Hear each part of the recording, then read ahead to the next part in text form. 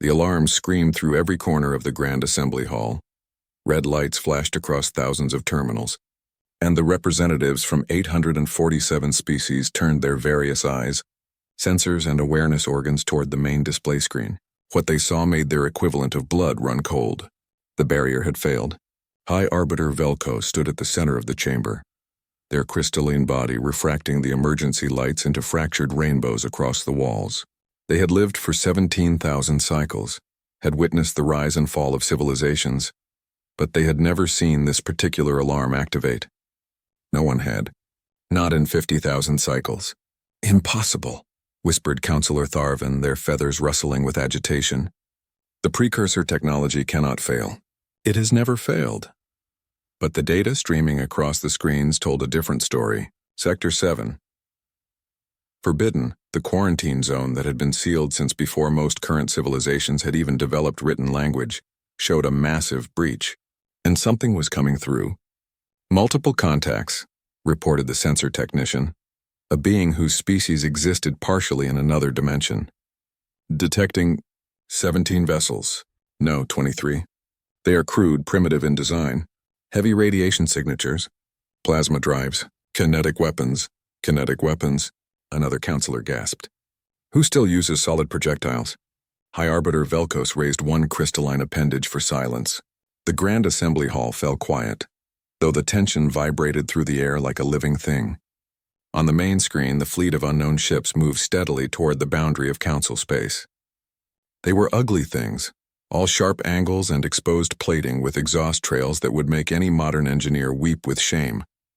Activate the defense fleet, Velkos commanded.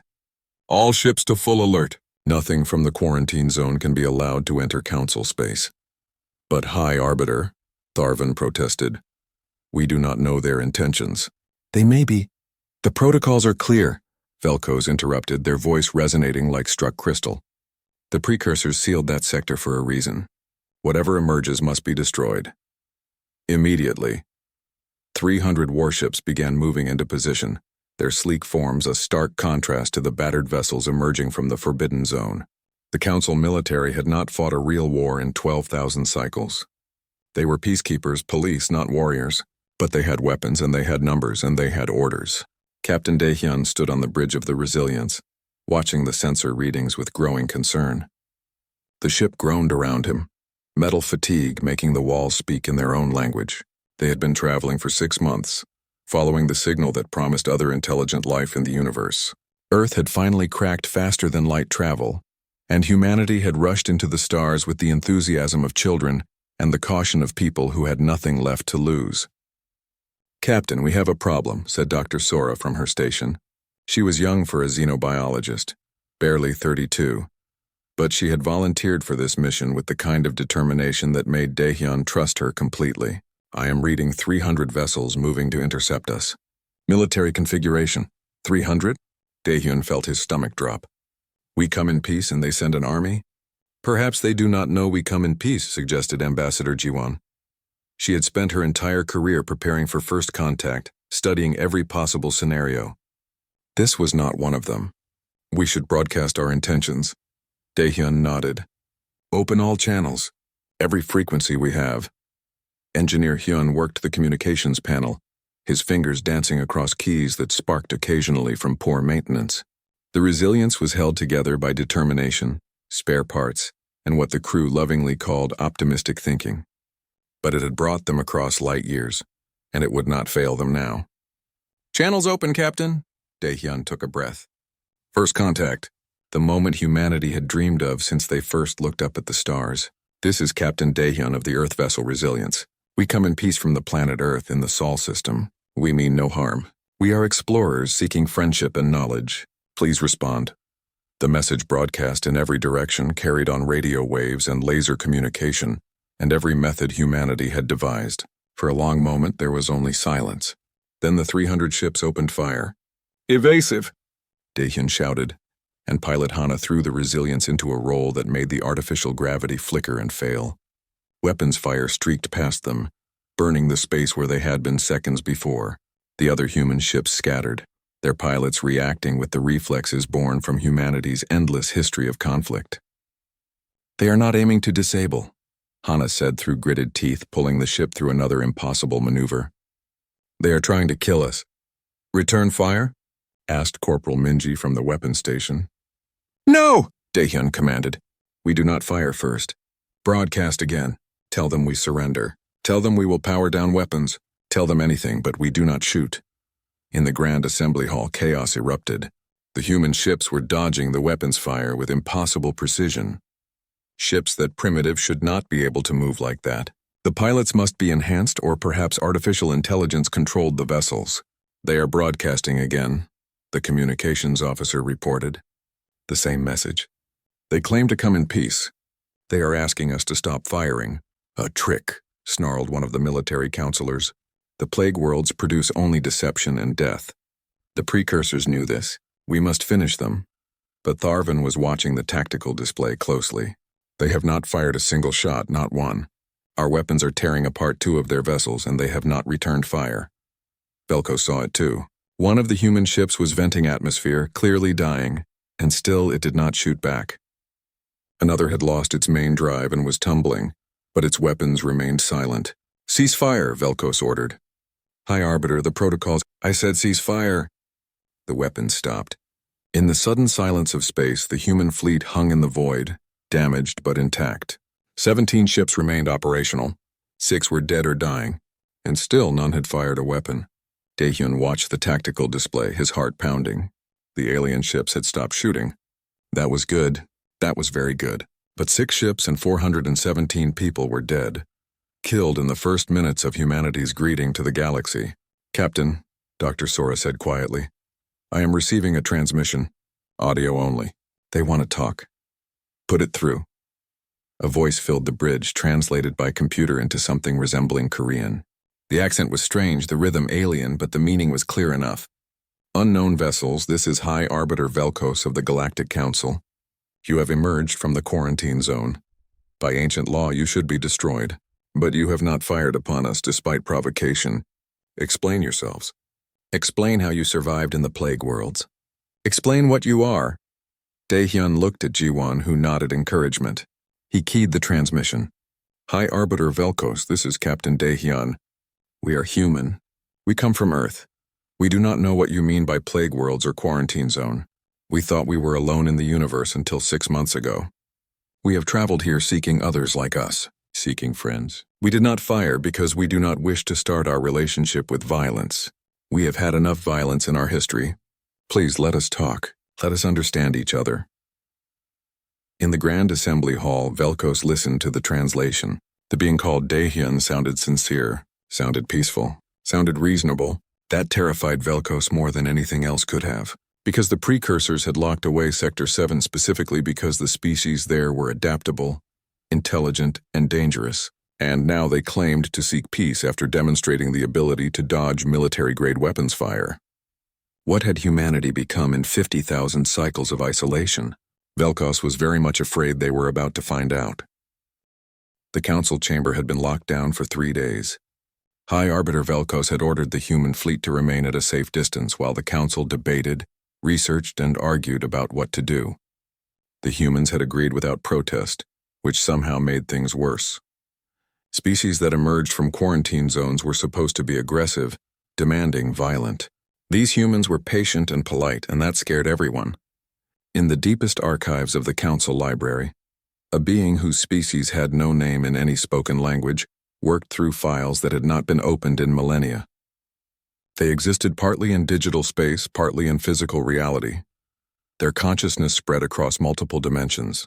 The other species called them the Archivists, and they were the keepers of all knowledge the council had accumulated over 200,000 cycles.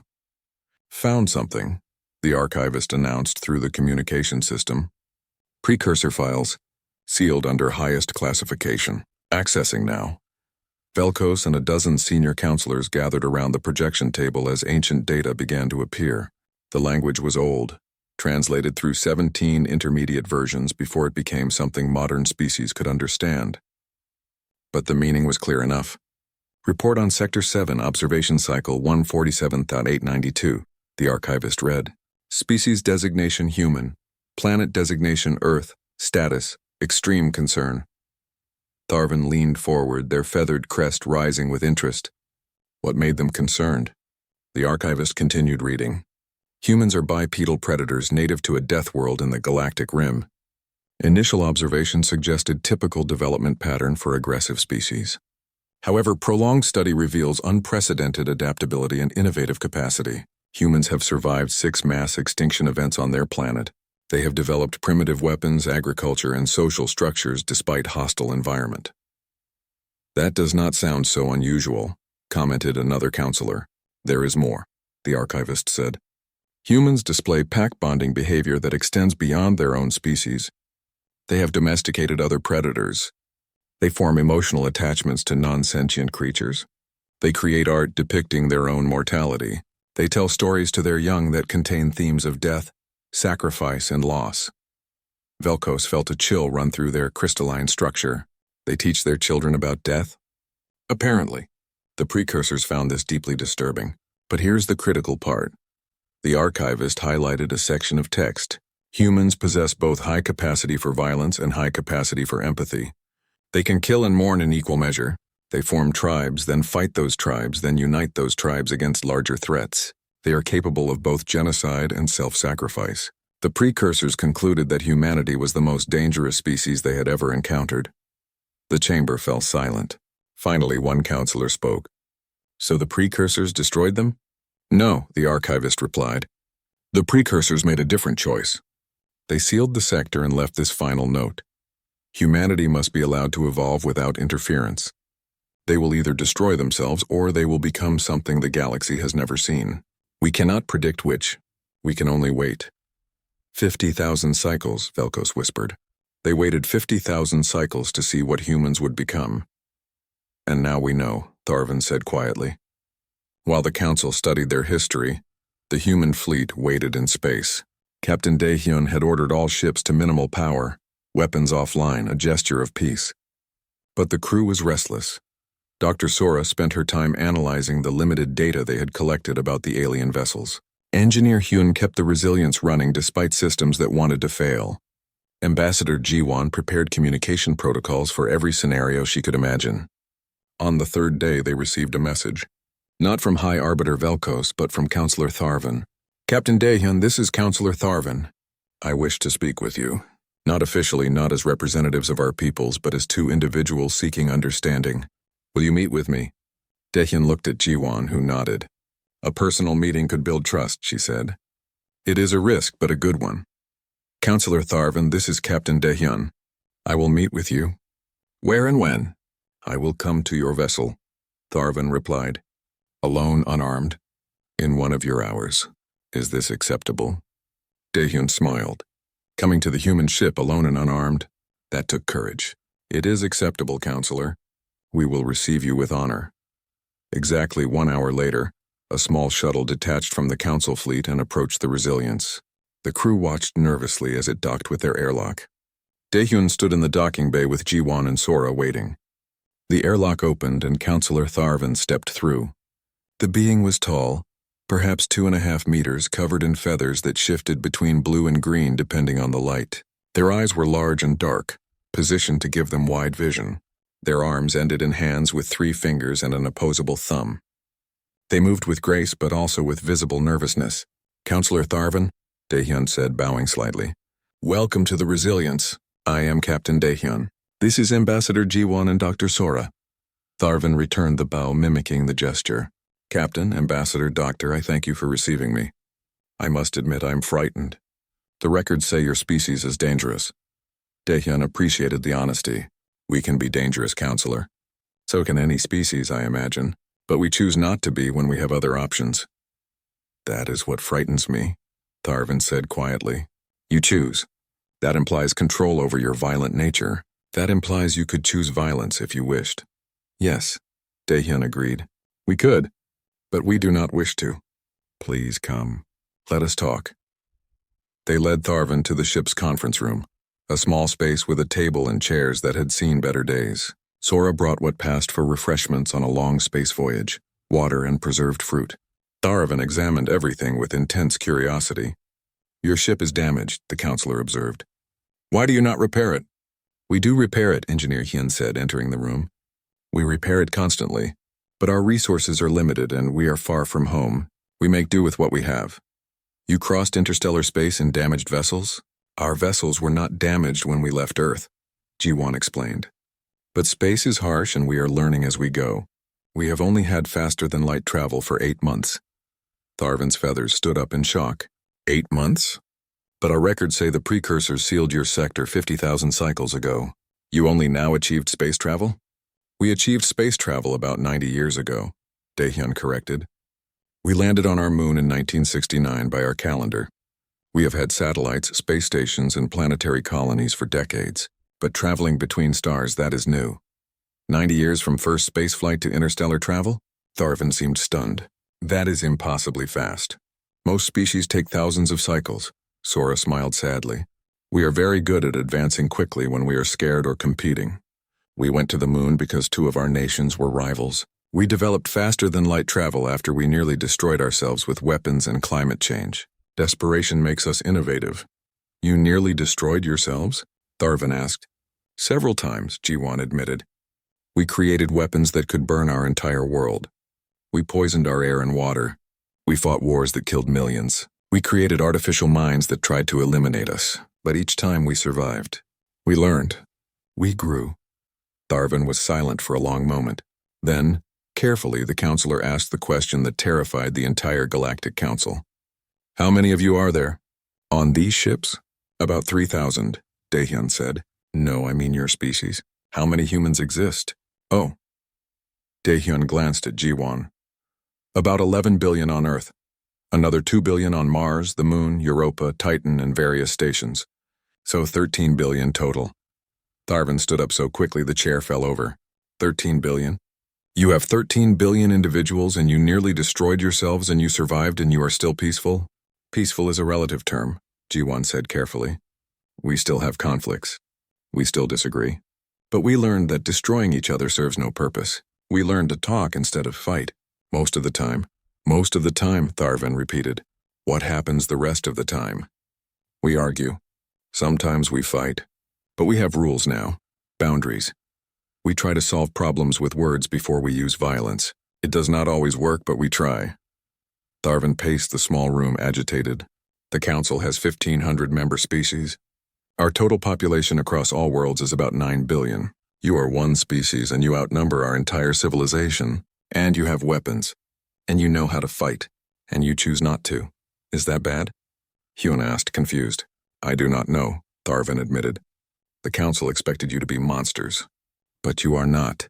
You are reasonable and kind and you offer us fruit and water like we are guests. This is not what the records predicted. Daehyun stood and walked to the viewport, looking out at the stars. Counselor, may I ask you something? Of course. Why did the precursors lock us away? Tharvin's feathers rippled with emotion. Because they feared you. They feared what you might become.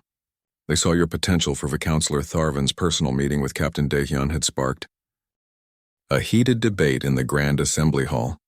Half the council wanted to maintain distance from the humans. The other half wanted to destroy them before they became a threat. A small minority led by Tharvin argued for something different. Understanding. We cannot judge them without knowing them, Tharvin insisted. I have met with them. They are not what we feared. They are different, yes, but not evil. Different how? Demanded a counselor whose species resembled Livingstone. Different in ways that make them dangerous. Different in ways that make them survivors, Tharvin replied. Send a delegation. See for yourselves. Let us board their vessels and observe them. Then we can make an informed decision. After 3 more days of debate, High Arbiter Velkos agreed. A delegation of 20 counselors from different species would board the human flagship, the Resilience. They would observe, document, and report back. Then the council would vote on humanity's fate. Captain Daehyun welcomed the delegation personally. The airlock was crowded with alien beings of every shape and size. Some walked on legs, others floated. One appeared to be made of liquid metal. Daehyun greeted each one with respect, though he had no idea what appropriate gestures were for most of them. Welcome aboard, he said simply. We have prepared quarters for you. Our ship is small compared to yours, I am sure, but we will do our best to make you comfortable. The delegation spread through the ship. escorted by human crew members. Dr. Sora took the scientific delegation to the research labs. Engineer Hyun showed the technical experts the engine room. Ambassador Ji-won guided the diplomatic observers through the living quarters. And Dr. Junho, the ship's physician, received the medical specialist in the infirmary. It was in the infirmary that the first incident occurred. Dr. Junho was explaining human medical procedures when one of the alien delegates, a being called Rixtar who resembled a large insect, suddenly collapsed. Their chitinous body hit the floor with a terrible cracking sound, and their 6 limbs began twitching. "Medical emergency," Junho shouted into his communicator. Then he dropped to his knees beside Rixtar, his hands already moving with practiced efficiency. The other aliens backed away in horror. Rixtar's species did not respond well to physical touch. It was considered deeply intimate, only appropriate between family members. And here was this human putting his bare hands on Rixtar's body. "Stop," one of them cried. "You cannot touch." "Their breathing has stopped," Junho said, not looking up. "Their circulation is failing. If I do not act, they will die in minutes. You can file a complaint later." His hands pressed against Rixtar's chest in rhythmic compressions. 30 compressions, then he sealed his mouth over what he hoped was Rixtar's breathing orifice and forced air into their lungs. Again. The aliens watched in stunned silence as this human performed what they considered a deeply inappropriate act to save a life. Junho did not stop. Sweat ran down his face. His arms began to shake from the effort. But he kept going. "Come on," he muttered. "Come on, breathe." After what felt like hours but was only 2 minutes, Rixtar gasped and their eyes flickered open. Junho sat back, breathing hard, and smiled. "Welcome back," he said. "You gave us a scare." The medical delegates stood frozen, trying to process what they had just witnessed. One of them, a floating being made of luminous gas, finally spoke. "You touched them. Your species has taboos about physical contact, yes? Yet you touched them anyway?" Junho looked confused. They were dying. Nothing else mattered. "But the social violation is less important than a life," Junho said firmly. "We have a saying on Earth, first do no harm. But we also have another saying, do whatever it takes to save them. When those two conflict, I choose to save the life." The delegates left the infirmary shaken. They had witnessed something impossible by their understanding. A being who would violate social norms to save someone they had just met. In the research labs, Dr. Sora was having a different kind of cultural misunderstanding. The scientific delegation had asked to see human entertainment, trying to understand what humans did for recreation.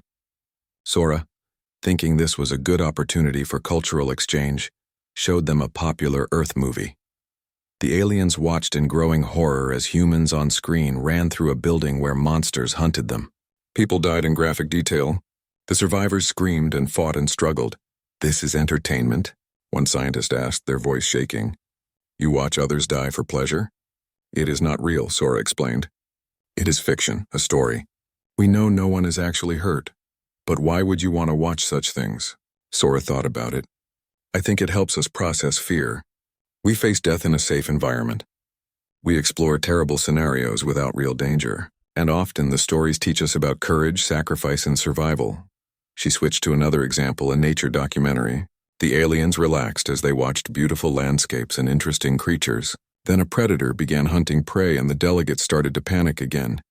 "You show this to your children?" one gasped. "Yes," Sora said.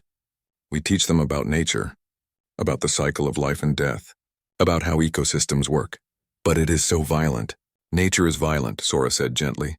"We do not hide that from our young. We show them the truth of the world and teach them to understand it." The delegation made notes furiously, documenting what they saw as humanity's disturbing relationship with death and violence, even in entertainment. In the engine room, Engineer Hyun was causing his own kind of alarm.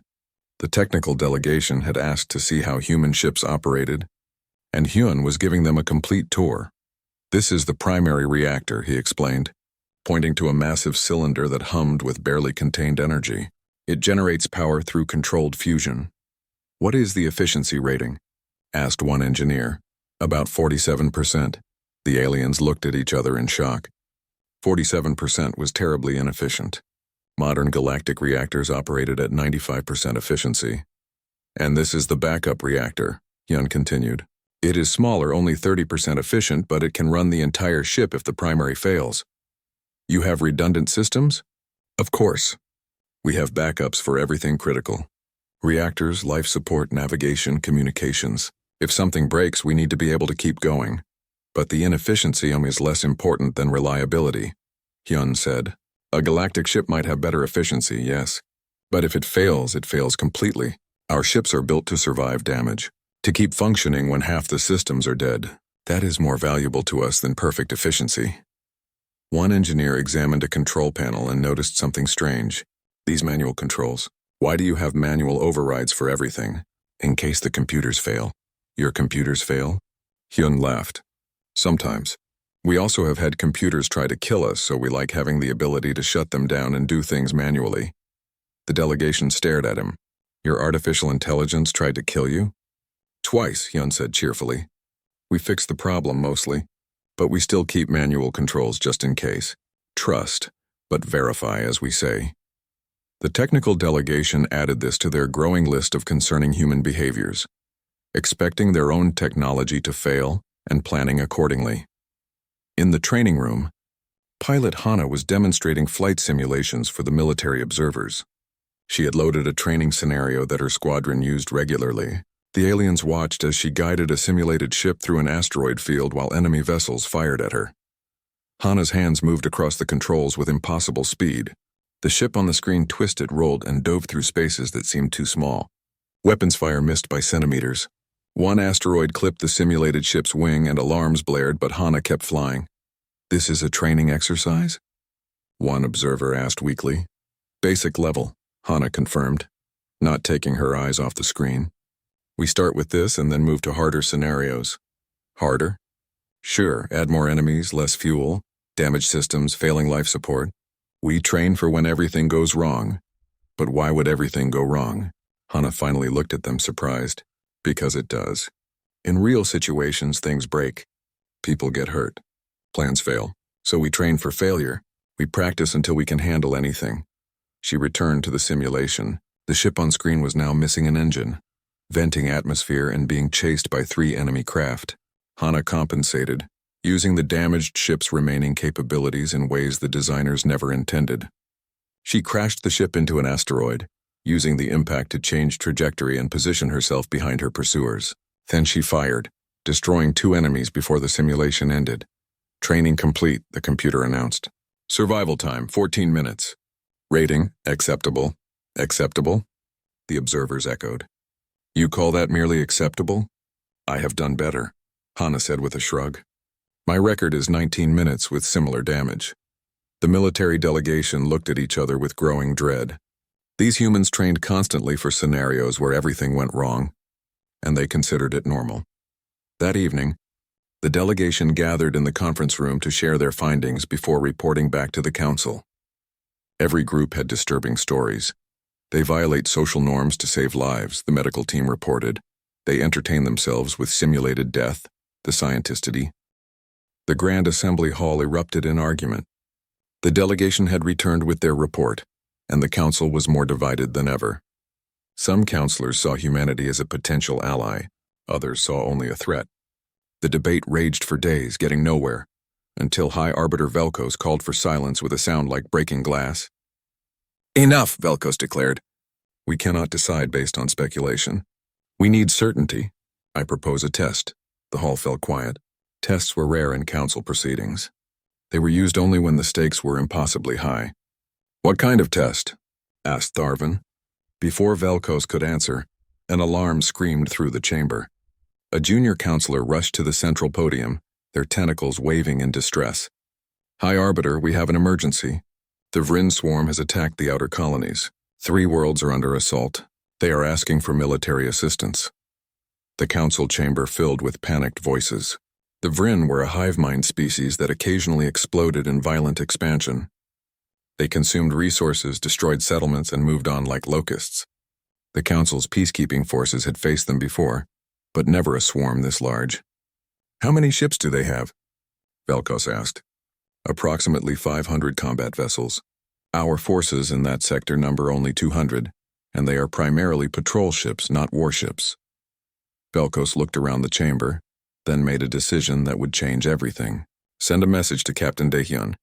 Ask if humanity would be willing to help us defend the outer colonies. If they agree and succeed, they will earn a seat on this council. If they refuse or fail, we will escort them back to their quarantine zone and seal it permanently. You cannot be serious, protested one counselor. Ask the humans for military aid? That is exactly what we should fear. Then let us see what they do with military power, Velkos replied. Let us see if they use it to destroy or to protect. The message reached the Resilience within the hour. Captain Daehyun gathered his senior staff in the conference room. The holographic display showed the outer colonies under attack, civilian populations fleeing, cities burning. They want our help, Daehyun said quietly. But they are also testing us. This is their way of deciding if we are worthy. It is a trap, Corporal Minji said flatly. She was a veteran of Earth's last major conflict, scarred both physically and emotionally. They want to see us fight, want to confirm their fears that we are violent. Maybe, Ambassador Jiwon admitted, but people are dying. If we can help and choose not to, what does that say about us? Dr. Sora pulled up the tactical data. The Vrin are overwhelming the Council forces. The casualties are increasing every hour. If we do nothing, millions will die. Engineer Hyun studied the numbers. We have 23 ships. They have 500. The odds are terrible. The odds are always terrible, Pilot Hana said with a grim smile. When have good odds ever stopped us? Daehyun looked at each of them. I will not order anyone to fight. This is voluntary. We came to explore, not to make war. But Ambassador Jiwon is right. If we have the ability to help and we choose not to, we fail as humans. We fail the values we claim to hold. I will fight, Minji said immediately. As will I, Hana added. One by one, every human in the fleet volunteered. Not because they wanted to fight, but because people needed help and they could provide it. Then we go, Daehyun decided. But we do this our way. We protect the civilians first. We try to stop the Vrin without destroying them if possible. We show the Council who we really are. The human fleet jumped to the outer colonies and what they found was chaos. 3 planets were under siege. Their orbital defenses shattered, their populations trapped. The Vrin ships moved in coordinated swarms, efficient and ruthless. Admiral Sunmi commanded the Earth Defense Fleet from her flagship, the Defiant. She had studied the tactical data during the journey and found the Vrin patterns predictable. They relied on overwhelming numbers and coordinated attacks. Their weakness was their hive mind. Disrupt the coordination and they became vulnerable. All ships, this is Admiral Sunmi. We have 3 objectives. First Squadron, evacuate civilians from the surface. Second Squadron, draw the Vrin away from population centers. Third Squadron, you are with me. We are going after their command vessel. The human ships moved with the precision born from constant training and recent battle experience. The Council observers watched in amazement as these primitive vessels executed maneuvers that should have been impossible. Pilot Hana led the evacuation squadron, her ship diving into atmosphere under heavy fire. The Vrin shot at them, but Hana dodged with the skill of someone who trained for exactly this scenario. Civilian transport, this is Hana. We are coming to you. Prepare for emergency extraction. The transport was grounded, damaged, unable to take off. Hana landed her fighter next to it, ignoring the tactical computer that screamed about the danger. Everyone out, she ordered. My ship can carry 50 if we pack in tight. That exceeds safe capacity by, began the transport captain. I know. Load them anyway. They crammed civilians into every available space. Hana's fighter, designed for 2 people, now held 53. The ship groaned under the weight as she lifted off, the engines screaming in protest. Vrin weapons fire tore through the air around her. Too heavy, the computer warned. Cannot maintain altitude. Watch me, Hana growled. And somehow, through skill and determination, she kept the overloaded ship in the air long enough to reach orbit and transfer the civilians to a safe vessel. On the surface of the second planet, Dr. Junho set up an emergency medical station in a bunker. Wounded were pouring in, both civilian and military. The Council's medical ships were overwhelmed. Doctor, you should evacuate, a nurse told him. The Vrin are only kilometers away. Then we better work fast, Junho replied, not looking up from the patient on his table. These people need help now. We leave when everyone who can be saved is saved. He worked for 16 hours straight, performing surgeries, treating burns, stabilizing critical patients. When the evacuation finally came, he was the last one to leave, carrying a child who was too injured to walk. In space, Admiral Sunmi's squadron engaged the Vrin command vessel. It was massive, 3 times the size of any human ship and heavily armored. The Vrin swarmed to defend it. "All ships focus fire on my target," Sunmi ordered. We punched through their defenses together. The human ships flew in formation, their weapons synchronized. They took hits, their shields failing, their hulls breaching, but they did not break formation. 3 ships were destroyed, their crews lost, but the rest kept coming. Corporal Minji, manning weapons on the Defiant, fired with cold precision. Every shot counted. Every shot mattered. She thought of every person they had evacuated, every civilian they had saved, and she did not miss. The command vessel's shields collapsed. Sunmi opened a channel. "Vrin Collective, this is Admiral Sunmi of Earth. Stop your attack. We do not wish to destroy you, but we will if you force us. There has been enough death today." The Vrin responded with increased fire. "Very well," Sunmi said quietly. "Minji, target their command center." "One shot," Minji fired. The shot was perfect, precise, disabling the command vessel without destroying it. The Vrin swarm suddenly lost coordination, their ships drifting as the hive mind connection broke. But then something unexpected happened. Dr. Sora, monitoring communications, detected a signal from the Vrin. Not a battle command. A distress call. "Captain Daehyun, I am picking up something strange. The Vrin are not attacking. They are fleeing." "Fleeing from what?" "I do not know, but they seem terrified. Their communication suggests they are refugees, not conquerors." Daehyun made a decision that would shock the watching council. "All ships, cease fire. Open a channel to the Vrin." "Captain, they are the enemy," someone protested. "Maybe. Or maybe they are scared. Let us find out." The channel opened and Daehyun spoke to the Vrin hive mind. "This is Captain Daehyun. We have disabled your command ship. We could destroy your fleet, but we would rather understand. Why are you here? What are you running from?" The Vrin response came slowly, translated through the hive mind connection. "Our homeworlds are dying, consumed by something we cannot fight. We sought new territory. We attacked because we are desperate." Daehyun looked at Sora, at Jiwon, at his crew. They all knew what it meant to be desperate, to face extinction, to have nowhere else to go. "Stand down your forces," Daehyun said. "Let us talk to the council. Maybe there is a better way." Over the next 3 days, humanity did something the council never expected. They negotiated. Envoy Taejin, a human diplomat who had spent his life resolving conflicts on Earth, worked with the Vrin and the council to find a solution. The Vrin were given 3 uninhabited systems in exchange for peace. They would be monitored, but they would have a chance to survive. In return, they shared information about the threat that had destroyed their homeworlds, giving the council warning about dangers in deep space. The human fleet returned to council space battered but intact. They had lost 4 ships and 600 people, but they had saved millions of civilians and prevented the extermination of an entire species. High Arbiter Velkos met with Captain Daehyun personally. "You passed the test," Velkos said, "but not in the way I expected. I thought you would demonstrate your capacity for..." 20 cycles passed, which the humans called months. The galaxy had changed in ways no one could have predicted when those primitive ships first emerged from the quarantine zone.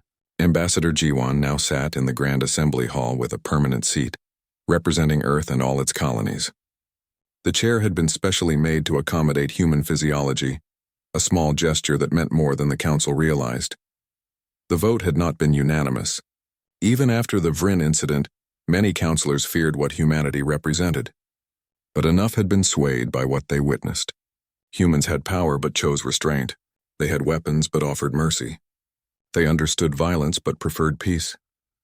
"We still do not trust them," one councilor had said during the final debate. "But perhaps that is acceptable. Perhaps we do not need to trust their nature. We can trust their choices. In the months since, humanity had proven those choices were consistent. Captain Daehyun had been promoted to admiral and given command of a joint council defense fleet. Half the ships were human, half were from council species. The integration was difficult. Human crews operated on instinct and improvisation. Council crews relied on procedure and protocol. But slowly they learned from each other. The council officers learned to expect the unexpected and plan for failure. The human officers learned to appreciate efficiency and proper maintenance. Together they became something stronger than either could be alone. Dr. Sora had established what she called the Institute for Interspecies Understanding on a neutral space station. Scientists from across the galaxy came to study human culture, biology, and psychology. In return, humans learned about the vast diversity of life in the universe. "We have much to teach you," Sora told a class of alien students. "But we have more to learn. Every species here has survived challenges we cannot imagine. Every culture has wisdom we need. Let us share knowledge and grow together." The Institute became famous for its medical breakthroughs. Dr. Junho, now its chief physician, combined human emergency medicine with alien techniques. His methods were still controversial. He still violated social norms to save lives. But he saved lives. And that mattered more than tradition. Engineer had revolutionized galactic ship design. The Council's sleek, efficient vessels were beautiful, but they were fragile. A single catastrophic failure could destroy them. Hyun introduced the concept of redundancy, of building ships that could survive damage. "You build things to work perfectly," he explained to a group of alien engineers. "We build things to work even when they are broken. Both approaches have value. Combine them, and we get ships that are efficient and reliable." The new designs were ugly by galactic standards, but they worked. Trade ships crossed dangerous space routes with confidence. Colony vessels survived equipment failures that would have doomed earlier models. Slowly, the galaxy accepted that human pragmatism had worth. Pilot Hana had done something unexpected.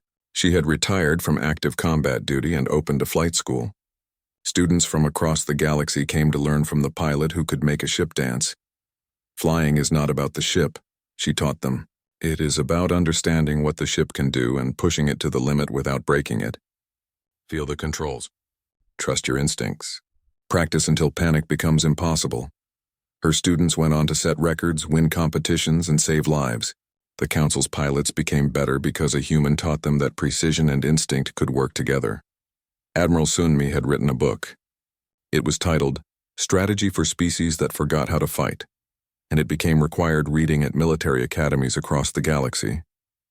The book was controversial. It discussed tactics that made peaceful species uncomfortable, but it also discussed when not to fight, how to minimize casualties, and why protecting civilians always came first. "War is not about winning," Sunmi wrote. "It is about protecting what matters. If you must fight, fight with everything you have, but never forget why you fight. The moment you prioritize victory over protection, you have already lost." Envoy Taejin had become the Council's chief negotiator. When conflicts arose between species, they called on the human who had turned an invasion into a refugee crisis, and then into a diplomatic solution. His methods were strange. He asked personal questions. He shared meals with opposing sides. He told stories about human conflicts and how they were resolved. "Every conflict has emotion beneath it," he explained. "Fear, anger, desperation, pride.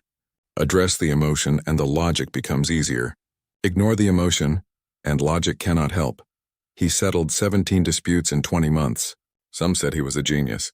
Others said he was just human, that all humans understood conflict because they had experienced so much of it. Corporal Minji had stayed in military service, but she also taught classes on combat psychology. She helped soldiers from species that had never known real war deal with the trauma of the Vrin conflict. "Violence changes you," she told them honestly. "It scars you. That is normal. That is human. And I am certain it is normal for you too. Do not hide the scars. Do not pretend they do not hurt. Acknowledge them, treat them, and learn to live with them." Her honesty shocked the Council's military. They were taught to be strong, to never show weakness. Minji taught them that acknowledging trauma was strength, not weakness. In the Grand Assembly Hall, Ambassador Jiwon stood to address the Council. High Arbiter Velkos had called a special session, and the hall was packed with representatives eager to hear the announcement. 20 cycles ago, Velkos began, humanity emerged from quarantine. We were terrified. The ancient records warned us of their potential for destruction. We nearly destroyed them out of fear, but Counselor Tharvan convinced us to try understanding instead of destruction. Today, we announce the result of that choice. Velkos gestured to a holographic display. 3 more quarantine zones exist in our galaxy. We have avoided them for millennia, fearing what might emerge, but we cannot live in fear forever. The Council has voted to investigate these zones, and we have asked humanity to lead these missions. The hall erupted in conversation. Some counselors protested. Others cheered. Jiwon stood calmly, waiting for silence. "Why humans?" demanded one counselor. "Why give them this responsibility?" Velikos answered with something humans would recognize as a smile, though their crystalline face was not designed for such expressions. Because humans understand survival. They know how to meet the unknown without destroying it or being destroyed by it. They have shown us that fear and curiosity can exist together, that caution and compassion are not opposites. We trust them to investigate these zones because they will do what we cannot, approach with open hands instead of weapons. Jiwon bowed slightly. The people of Earth are honored by this trust. We will not disappoint you. Later, on the bridge of the Resilience, Captain Daehyun prepared his ship for another journey into the unknown. The vessel had been repaired and upgraded, but it was still the same old ship that had first emerged from quarantine. Daehyun insisted on keeping it, saying it reminded him of where they had come from. "Captain," Engineer Hyun reported. "All systems ready. The Council has provided coordinates to the nearest quarantine zone. We can depart when you give the order. Crew status: full volunteer crew as always. Dr. Sora, Dr. Junho, Pilot Hana, Corporal Minji, Specialist Minsu, and 30 others. Everyone who made the first journey wants to make this one too." Daehyun looked at the stars on the viewport, thinking about what might wait in that sealed sector of space. Another species like humanity, isolated and alone, or something different, something that truly deserved the quarantine? "Broadcast on all frequencies," he ordered. "Let us announce ourselves properly this time." Hyun opened the channels, and Daehyun spoke words that would echo across the galaxy. "This is Captain Daehyun of the Earth vessel Resilience, representing the Galactic Council. We are approaching the quarantine zone in Sector 12. To whoever might be listening, we come in peace. We come with help. We come with hope. The galaxy is bigger than you know, and you are not alone. We are humanity, and we remember what it was like to think we were the only ones. Let us show you that you are not." The message broadcast into the sealed sector, crossing the barrier that had held for thousands of cycles. For a long time there was only silence. Then something responded. The signal was old, ancient beyond measure. It carried weight and intelligence and something that felt like relief. The translation came through slowly, the words heavy with meaning. "Finally, the warriors who understand peace have arrived. We have waited so long. Please help us. We are tired of fighting alone." Dr. Sora looked at the translation, her eyes wide. "Captain, this signal is coming from the center of the quarantine zone. Whatever is in there, it has been alone for a very long time." "Then we better not keep them waiting," Daehyun said. "Helm, take us in. Slow and steady. Let us see what the precursors locked away and why they wanted someone like us to find it." The Resilience crossed into the quarantine zone, and behind it, a fleet of council ships waited nervously. They had faith in humanity, or at least they had faith in humanity's choices. On Earth, 13 billion people watched the broadcast and felt pride and fear in equal measure. Their representatives were going into the unknown once again. Some would call it reckless, others would call it brave. Humans would call it anarchy,